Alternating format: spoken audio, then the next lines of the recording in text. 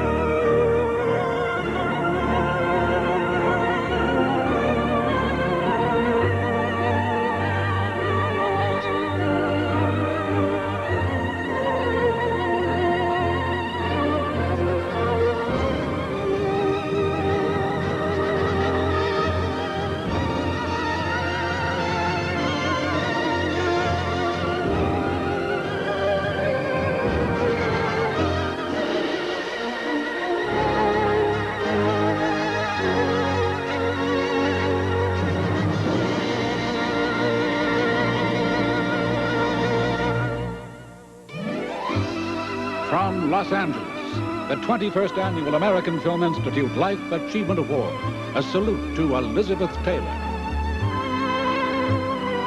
Tonight, the American Film Institute invites you to join our host, Carol Burnett, as leaders in the motion picture and television community gather at the Beverly Hilton Hotel to pay tribute to the career of one of its brightest stars, an actress whose life in film spans 5 decades.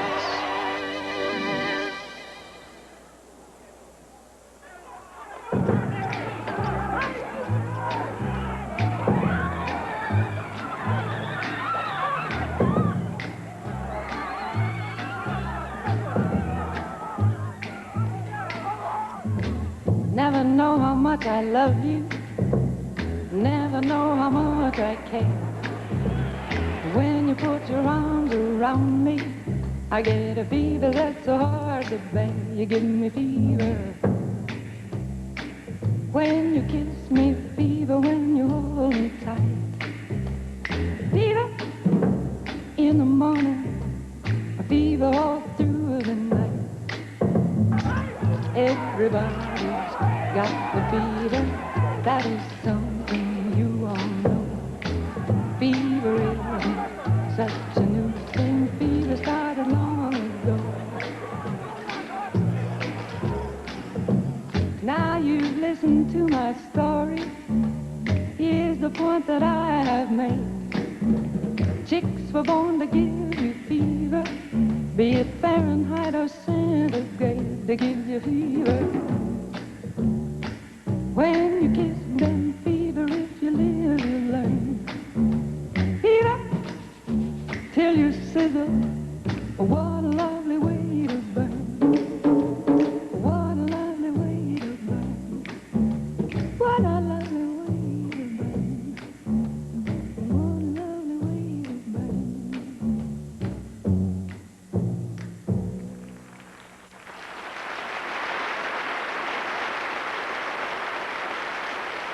Ladies and gentlemen, Elizabeth Taylor.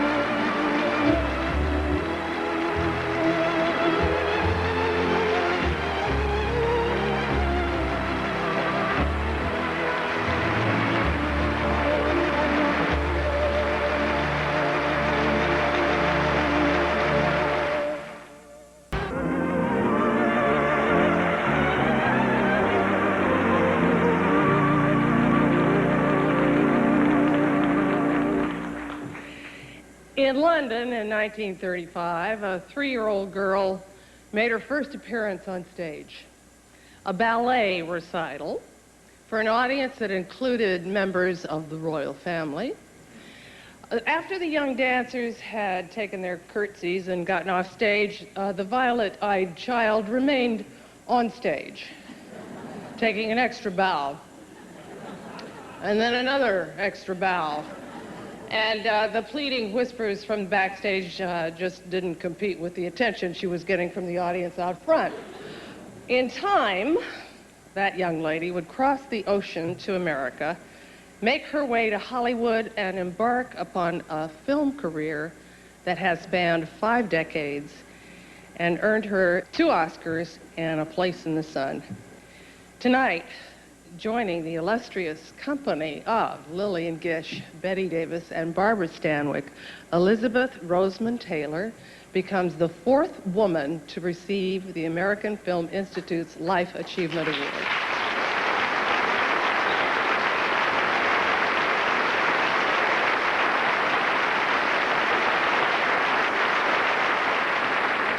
In 1982, I had a wonderful opportunity to work with Elizabeth in a movie we did for HBO called Between Friends. It was a prophetic title because that's what we became, friends. We were an odd couple in that movie. I remember, for some reason, Elizabeth was cast as a prude, and I was cast as the sex kitten. It was a fairy tale. Elizabeth, I cannot tell you how happy and proud I am to call you my buddy, my friend, and how proud everyone in this room is tonight of your magnificent career and the honor that the American Film Institute is paying you. Now, we're going to take a glimpse into some of Elizabeth's 54 films and try to figure out why she remains everything we desire in a movie star. Actress and icon, beauty and brains, and that rarest mix of all, Hollywood and the real thing.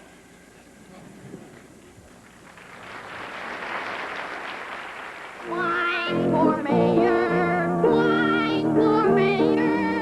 He's the only man for us. Listen to the people's voice, then you'll know their choice. That's the sign that we want wine for mayor. Betsy.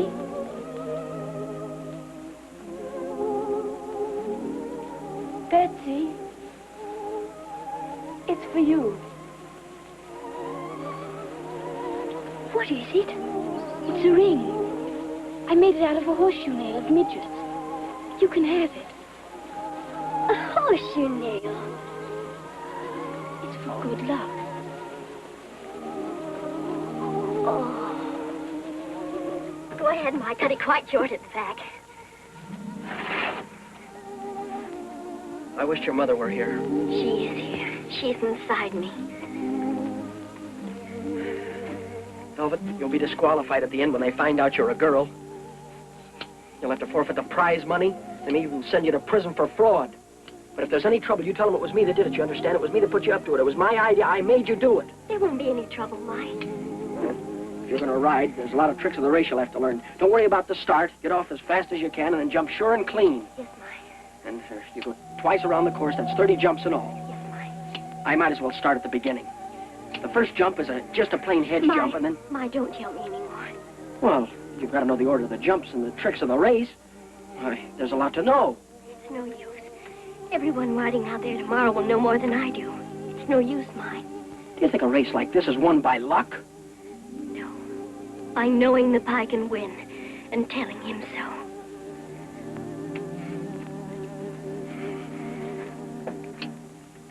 Buckley has it all figured out. He says there isn't going to be any depression. Oh, that reminds me, I won't be home for the weekend. Where are you going, dear? I'm spending it with Buckley's family. Are you going to marry this character? I guess so. And just when are you planning on getting married?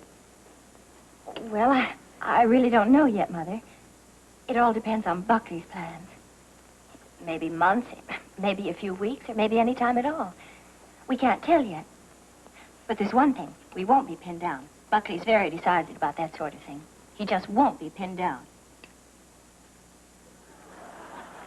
I hope that Buckley won't think I'm too nosy if I ask a few simple questions.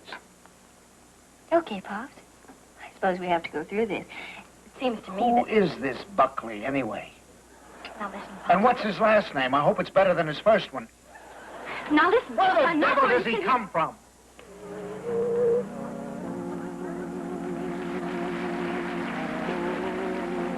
This is nice. I don't want to spoil it. You better tell me. I love you. I've loved you since the first moment I saw you. I guess maybe I even loved you before I saw you. You're the fellow that wondered why I invited you here tonight. I'll tell you why.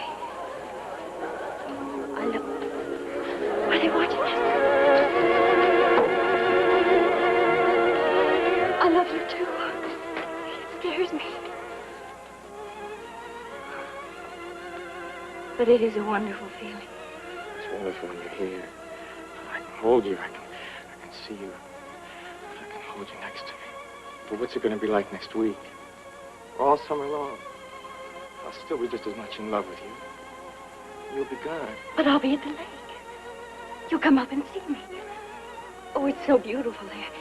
You must come. Oh, I know my parents will be a problem. But you can come on the weekends when the kids from school are up there. You don't have to work weekends. That's the best time. If you don't come, I'll drive down here to see you. I'll pick you up outside the factory. You'll be my pickup. Oh, we'll arrange it somehow. Whatever way we can. We'll have such wonderful times together. Just the two of us. You'll be the happiest person in the world. The second happiest. Oh, Hank, if I could only tell you how much I love you. I can only tell you all. Tell Mama. Tell Mama all.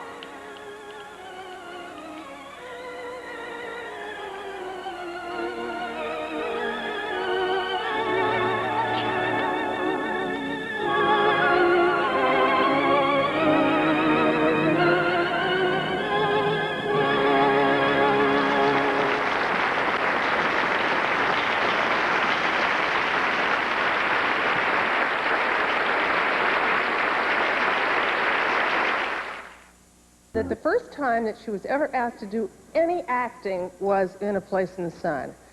Now, with her star at a new plateau, she was able to choose her own films, and she said, for the first time, I began to enjoy my profession. Elizabeth would go on to choose to work with great directors and seek out the challenges of fine writers like Tennessee Williams. She never had acting lessons and was often passive and kind of kicked back during rehearsals on the set. Now, when she was filming Cat on a Hot Tin Roof, Paul Newman took Richard Brooks aside and he said, is this the way it's going to be when we shoot? And Brooks said, just you wait. Like Maggie the Cat, her characters began to take on the spit and fire of life. Some of them were fighters, others survivors, distinctive, confident women, unafraid to show strength, especially when dealing with the unspoken emotions of men.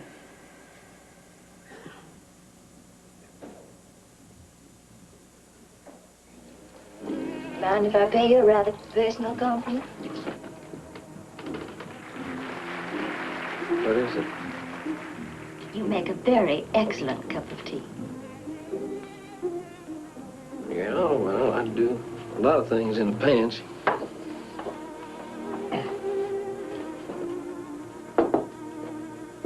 Would you like one lump, or would you like two? Well, I think I'll take mine straight. That's good enough for me.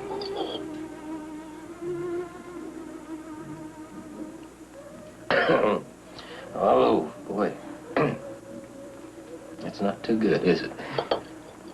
When are you going to get married, Jim? Don't you need somebody to help you with this kind of responsibility? Well, when I get some time to look around, I'll go back east and Maryland, places. Say, you got any good-looking sisters back there? Might be interested in some poor people. Money isn't old, you know, Jim. Not when you got it. We were decoys. Decoys? For Sebastian, he used us as bait. And when she was no longer able to lure the better fish into the net, he let her go. Bait? For what? What were the better fish? She used to do it in the smart, fashionable places they went to before last summer. Sebastian was shy with people. She wasn't. Neither was I. But we both did the same thing for him. We both made contacts for him. I can't listen to this obscenity. Stop her, Doctor. Cut the truth out of my brain. Is that what you want, Aunt Vi? Well, you can't. Not even God can change the truth that we were nothing but a pair of... Doctor! It's the truth! See how she destroys us with her tongue for a hatchet. You've got to cut this hideous story out of her brain. How much are you willing to pay for that, Aunt Vi? Get me away from her.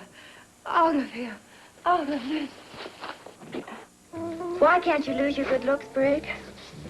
Most drinking men lose theirs. Why can't you? I think you've even gotten better looking since you went on the bottle.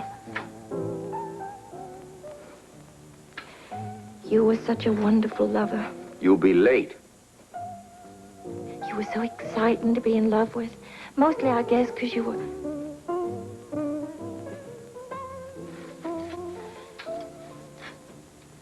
If I thought you'd never, never make love to me again, I'd find me the longest, sharpest knife I could, and I'd stick it straight into my heart. I'd do that. Oh, Brick, how long does this have to go on, this punishment? Haven't I served my term? Can't I apply for a pardon? Lady, that finishing school voice yours sounds like you was running upstairs to tell somebody the house was on fire. Is it any wonder? You know what I feel like? I feel all the time like a cat on a hot tin roof. Then jump off the roof, Maggie, jump off it. Now, cats jump off roofs and they land uninjured. Do it, jump. Jump where? Into what? Take a lover. I don't deserve that.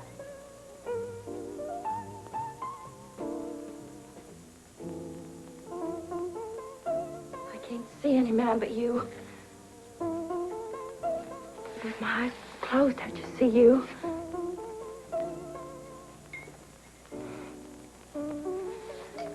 Oh, why can't you get ugly, Brig? Why can't you please get fat or ugly or something so I can stand it? You make out fine. Your kind always does. Oh, I'm more determined than you think. I'll win, all right. Win what? What is the victory of a cat on a hot tin roof? Just stand on it, I guess. Long as she can.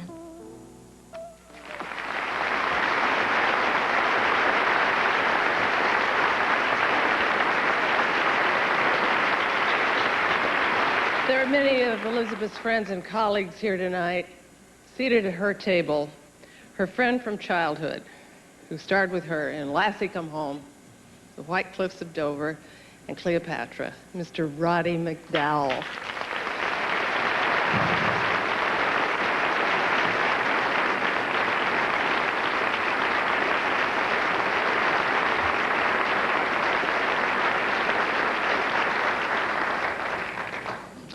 Well, now, Bessie, when first we met, I was 12 and you were 8. And the lighting cameraman on Lassie Come Home was requesting you to please remove your false eyelashes. And you were demurely trying to explain that you weren't wearing any. And it was then that I realized that there are some people, not too many to be sure, but there are some people who are born with a double set of lashes. And I began to giggle because You were the most exquisite thing I had ever seen in my life, and about the nicest. And it has been wonderful to watch you over the years matriculate as a human being, as an actress, and as a major contributor to the welfare of mankind. It makes this friend feel very proud. I value each one of those years of our friendship more than I can ever express. So hello, hello.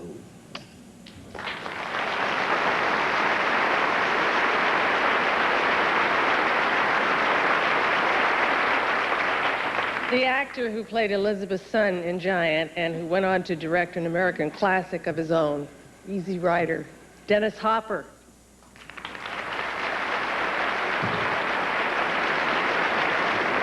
Hi, Mom. I first saw you when I was a kid in Kansas. I watched National Velvet. And I've never told anybody this, but for years you were my pillow mate. I used to dream of you and drift off. And thinking of you and maybe one day being an actor. And then George Stevens cast me to play your son in Giant when I was 18 years old. And it was one of the greatest moments of my life. The first day on the set, I was so nervous that Mr. Stevens saw me, and he took me and he put me in a chair in the set, and he began to light the scene and put the camera in. And suddenly he said to me, listen, would you tell me what it was like to grow up in Kansas? So we started having this very homespun kind of conversation, and without any fuss, suddenly Rock Hudson and you were there. And he said, now, these are your parents, and I want you just to relax because movie people are just like us. I want to congratulate you on your honor tonight, and thank you for giving me my start.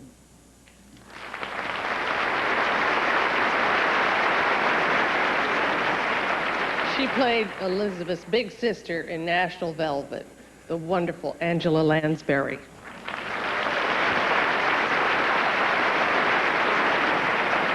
My dear Elizabeth, sitting here tonight, enveloped in the warmth and friendship surrounding you, I really felt profoundly moved.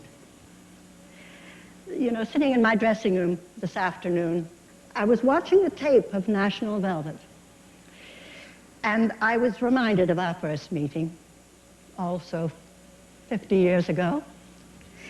You were 11 and I was 18. Neither one of us had really emerged yet.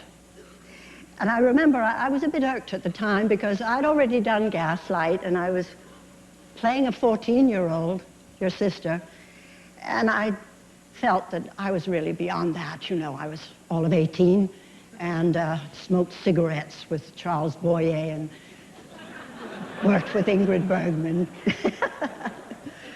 And looking at the film today, it made me realize that memory transforms the past right to the present, and time is really immaterial.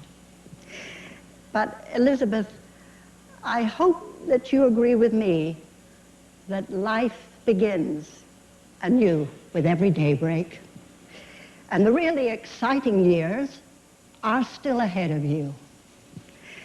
Bless you.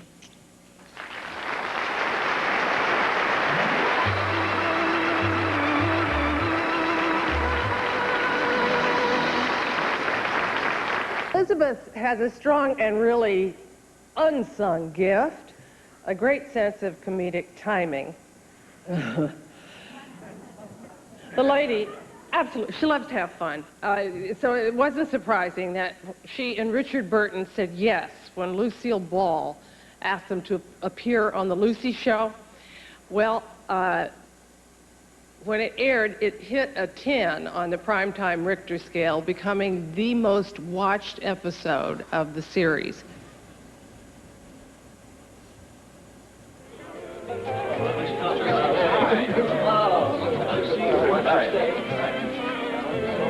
Mr. Burton, Cecil Smith, the Los Angeles Times. How are you, Cecil? You know Elizabeth, of course? Yes, of course. How are you? See you. I don't like to be crass, but could I see the ring? The ring. The ring. So you'd like to see the ring? Yeah.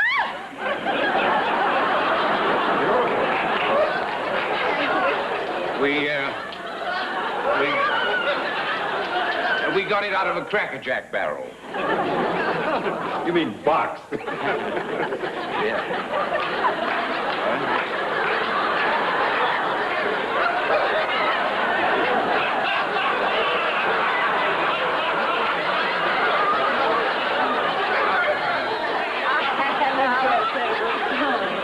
Yes, Joyce, you, Joyce Haber of the Times. You know Elizabeth. Of course, of course. Lovely to see you. I'm dying to see the ring. Oh, yes.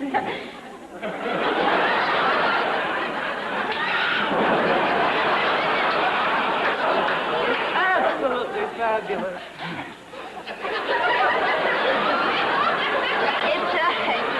It's fantastic the way it picks up the light, isn't it? Yes.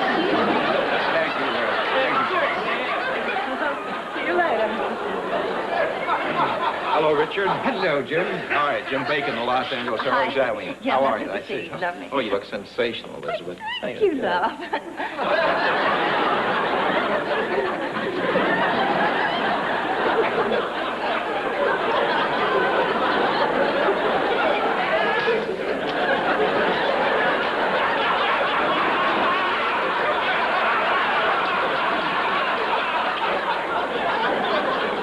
Hello, Richard.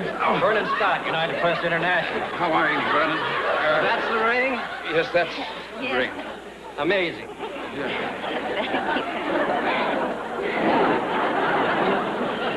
A drink. Oh, wow. A drink. Thank you.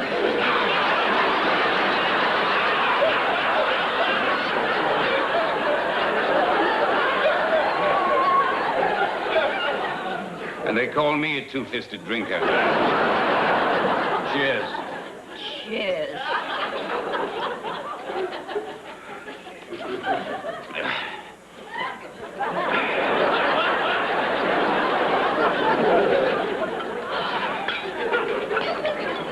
All the sinks in Los Angeles, and you had to pick her faucet. I'm truly sorry about the whole thing. I forgive you, love. Do you forgive me? Shall we forgive her? Yes. We forgive her.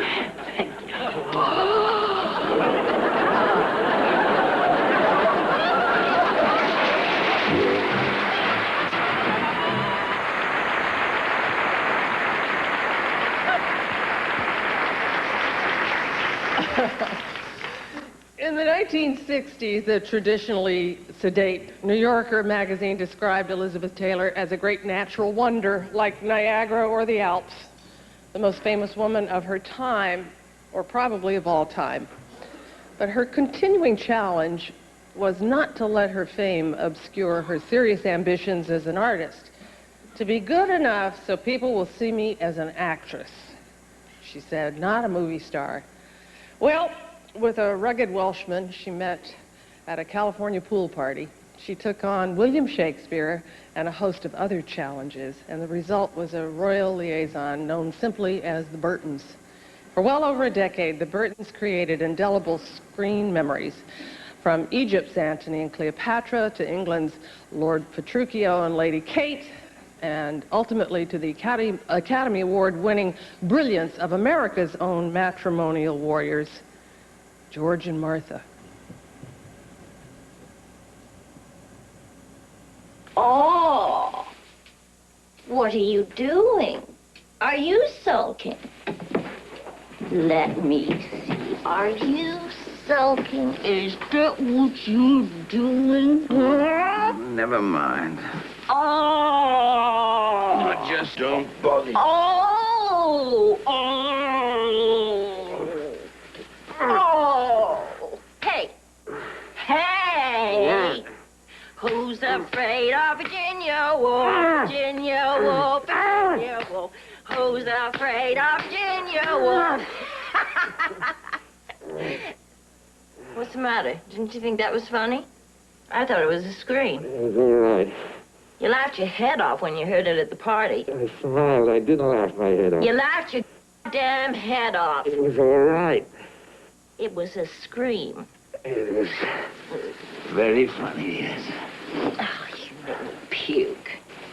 What? You make me puke. Wasn't a very nice thing to say, Martha. That wasn't what? A very nice thing to say. Oh, I like your anger. I think that's what I like about you most. Your anger. You're such a simp. You haven't even got the what? Guts? Phrase maker.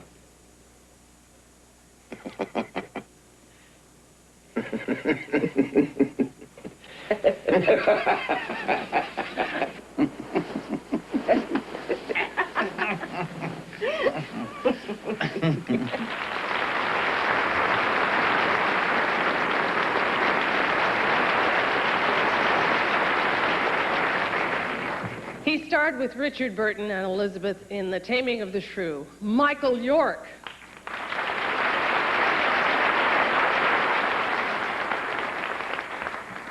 Dear Elizabeth, being in your presence tonight revives the excitement I felt when I first glimpsed you in person some, 3 decades ago now.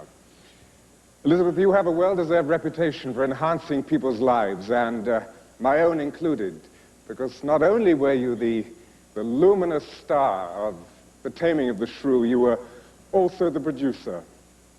And you gave me my very first role in the movies, for which I could kiss you, Kate.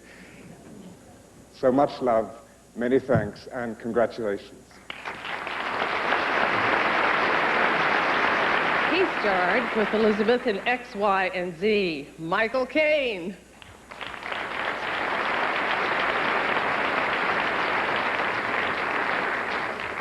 When I worked with you, Elizabeth, you were the most famous movie star in the world. Probably the most famous movie star there'd ever been, the most famous woman. And I was terrified. And I thought to myself, it's going to be hell. She'll be arrogant, conceited, selfish, unprofessional. It'll be terrible. But she's so famous, I've got to do this movie with her.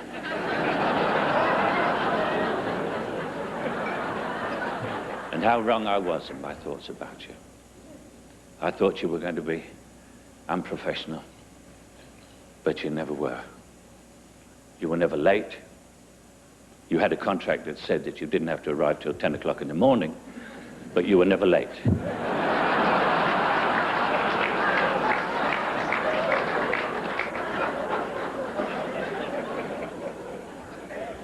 You never fluffed a line.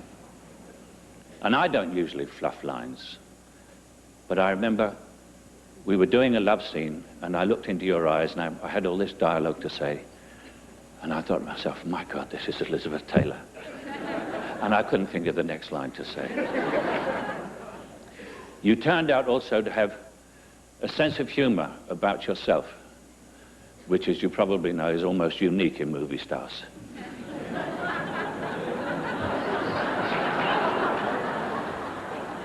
So a picture that I thought was going to be hell turned into great fun, and I love you for it. Thank you.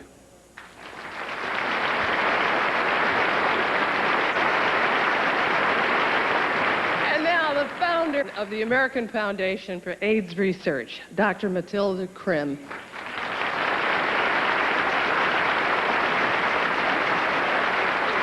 Elizabeth Taylor has an extraordinary empathy for the unfortunate. This is why 8 years ago already, she very courageously assumed the chairmanship of AMFA, the American Foundation for AIDS Research. People all over the world who have AIDS have no better friend. And for the last 8 years, I've had the privilege to work with her. These have been long and difficult years, but we're making progress. Elizabeth, there is hope. So I would like to say congratulations to you. Cheers, and thank you for everything.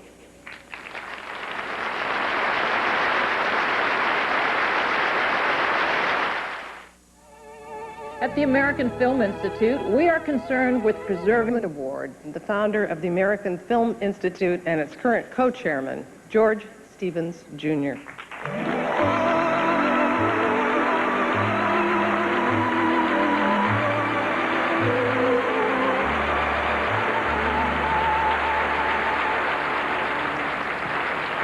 The American Film Institute was founded to preserve and nourish the art of film in the United States. And this Life Achievement Award, given tonight for the 21st time, was established to honor an individual who throughout a career has advanced the art of film and whose work has stood the test of time. The idea of the test of time first entered my mind in connection with Elizabeth Taylor.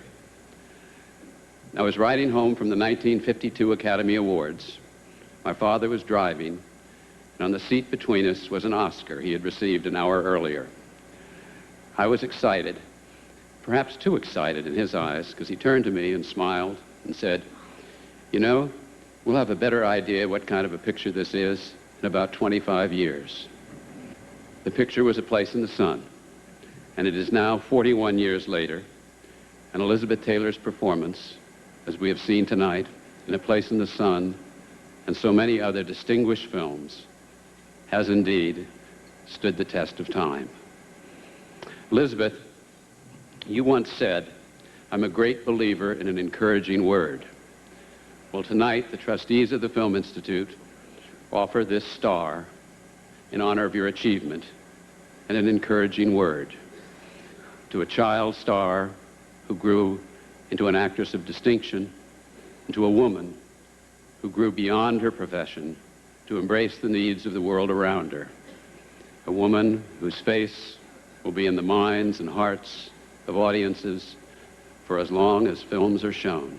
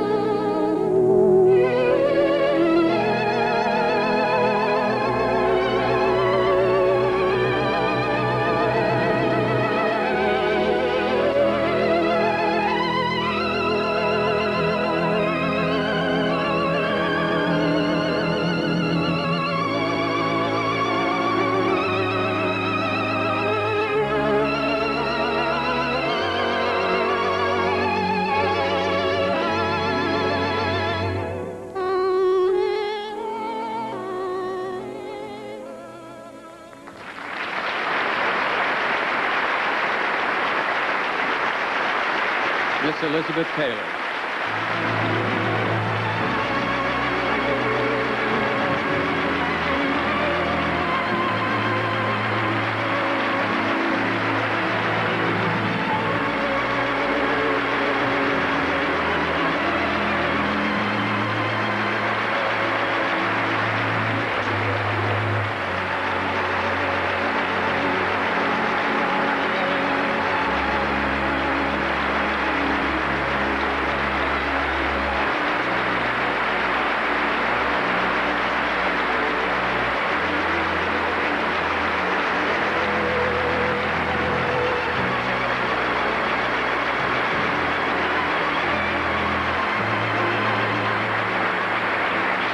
Thank you.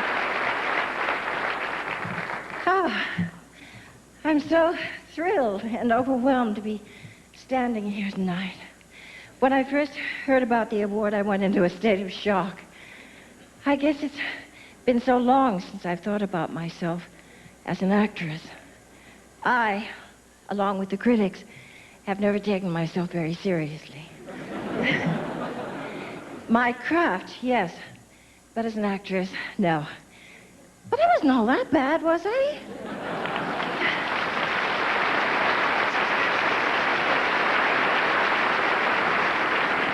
You've made me realize how much I really do miss it. But my life is full and good.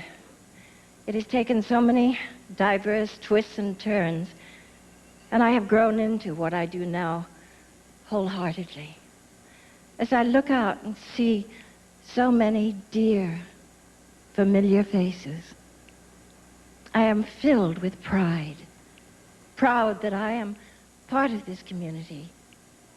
Proud of you as a community, helping so many others, especially in the world of AIDS.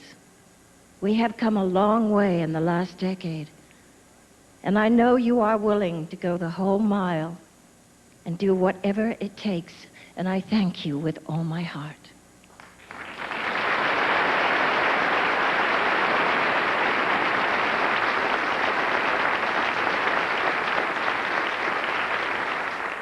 And I thank all the people in the industry who have helped me get to this remarkable place tonight.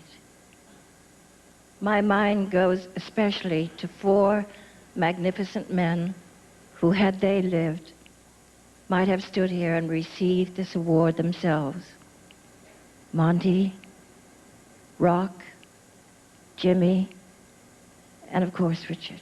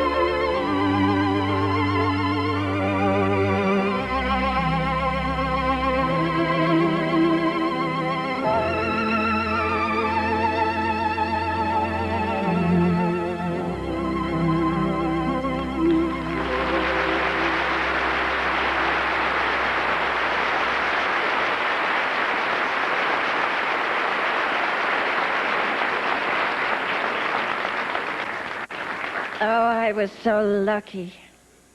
I was so lucky to have known them, to have learned so much from them, to have loved them. Thank you all for making me feel so special tonight, for making me feel like an actress. And thank you, George Stevens, and all the people at AFI for making this evening possible for me. It's a memory I will have next to my heart for the rest of my life. God bless.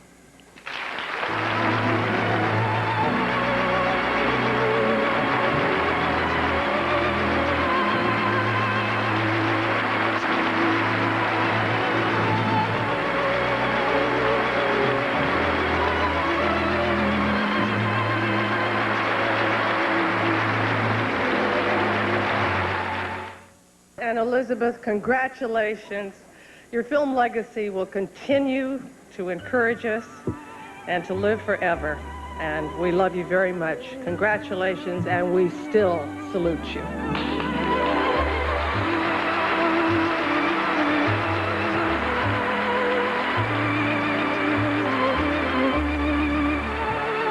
Travel provided by Continental. One airline can make a difference. Over 200 destinations throughout the world. That's the difference on Continental. This is Joan London. And Charles Gibson. Tomorrow, we're down under on Australia's Great Barrier Reef. We'll also explore one of the last great rainforests and learn the secrets of throwing the boomerang. Tomorrow on Good Morning America. Stay tuned for Prime Time Live. Next.